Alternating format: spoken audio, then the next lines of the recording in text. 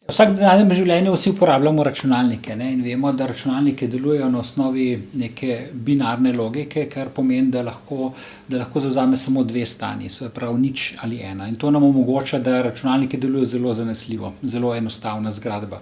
In na ta način poskušamo uvesti v podoben način regulacije v celice.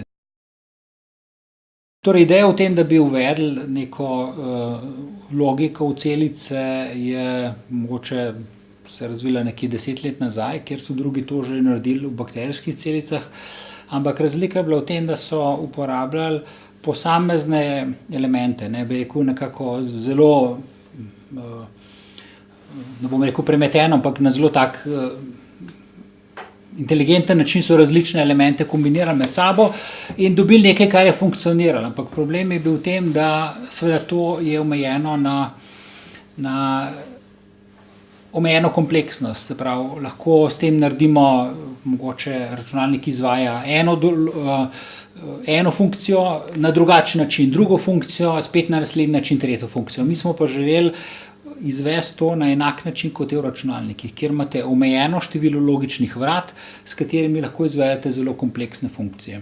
In pokazali smo, da iz teh elementov lahko sestavimo osnovna vrata NOR, iz katerih potem lahko sestavimo katerokoli logično funkcijo. In kar pomeni, da nam ta kombinacija omogoča razvoj kompleksnosti, torej bistveno več kot sedaj, kjer lahko smo mogli vsako funkcijo na drugačen način implementirati.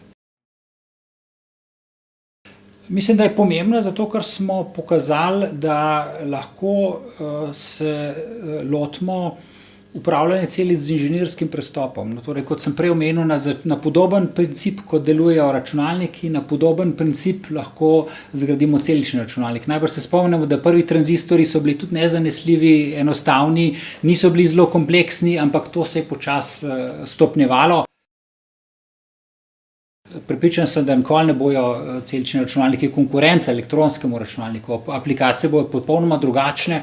Prepričan sem pa, da nam bo uspelo torej z spreminjanjem genomov, z sintezno biologijo pripraviti celice, ki bodo upravljale marsikatere uporabne naloge, zanimive lastnosti, ki jih do danes še ne znamo. Nas zanimajo predvsem terapevtske aplikacije, torej zdravljenje preko celic, kjer bi bilo zaželeno, da bi celice v tkivu recimo producirale neko zdravilo, po določenem času bi vnesli nek signal, bi producirale drugačno zdravilo. Zanimajo nas tudi terapevtske celice, ki bi se odzivale na signale iz okolja, torej celica bi lahko sprejemala par signalov in bi rekla, če je prisoten prvi signal, pa je prisoten drugi signal, pa recimo ni prisotnega tretjega signala, potem je to znak, recimo, da je prišlo do vnetja in začnejo celice producirati neke protivnetne protitelesa ali pa druge učinkovine, ne.